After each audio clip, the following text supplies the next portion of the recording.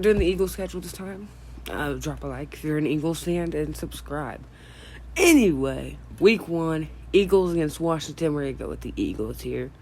Good chance there. Washington obviously still has Chase Young, but the Eagles, I feel like this is a very talented team.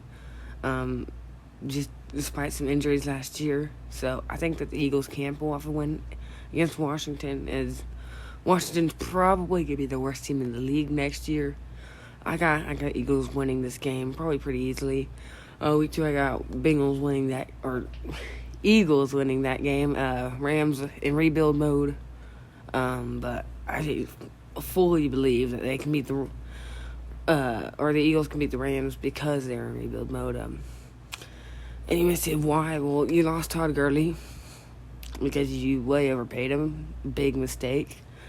And that Super Bowl, ever since then, everything's been spiraling out of control for the Rams. So the Eagles get that win pretty easily. And they start off 3-0 as they beat the Bengals.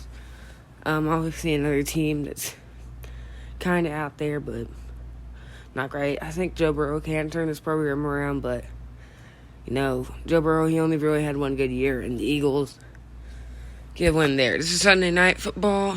The 49ers beating them. Home game for San Francisco. And that defense is probably going to be insane, just like it was last year. Carson Wentz might be hurt by then, but the Eagles probably get, probably not clobbered there, but definitely not going to have a fun time with the 49ers. Then I have them losing to the Steelers.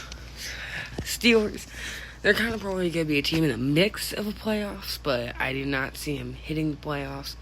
I think that they'll lose that game because it's a home game for the Steelers, and that defense has been so good, and with Big Ben back next year, Steelers, I think they can make the playoffs next year. Then I have them losing 3 straight after starting 3 straight. I have them losing to the Ravens. Lamar Jackson's really all I have to say about that. It's a home game. It'll be their first home loss of the season, but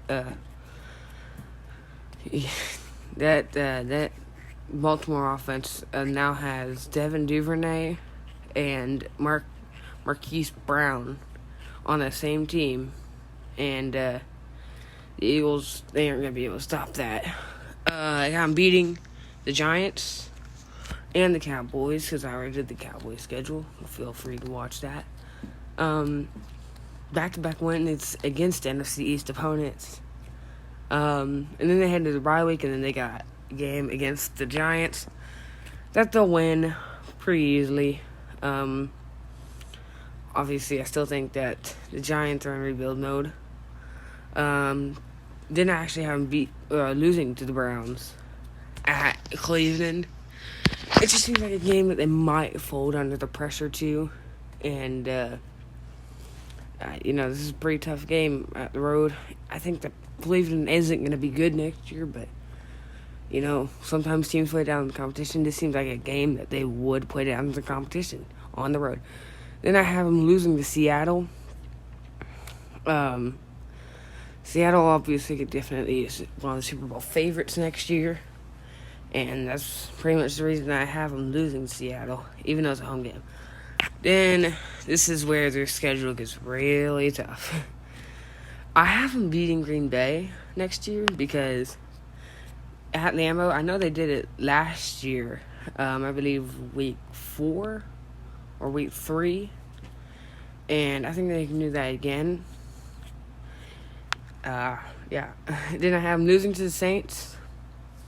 A home game, but the Saints, Drew Brees ain't getting any younger, and this might be Drew Brees' last year, and the Saints really are good. And I have them beating the Cardinals. Cardinals, once I talk about them, the Cowboys, they are a tough team, going to be a tough team next year because they're stacked, but I don't see them losing this game to the Cardinals, especially it's on the road. They have them losing to Dallas. They beat Dallas at home, but coming into Dallas, they'll lose that one on the road. Then I have them beating Washington to end out the season. And their final schedule would be 9-7. They'd go 5-1 in the division and 8-4 in the conference. They'd go 5-3 at home and 4-4 on the road. And that's it.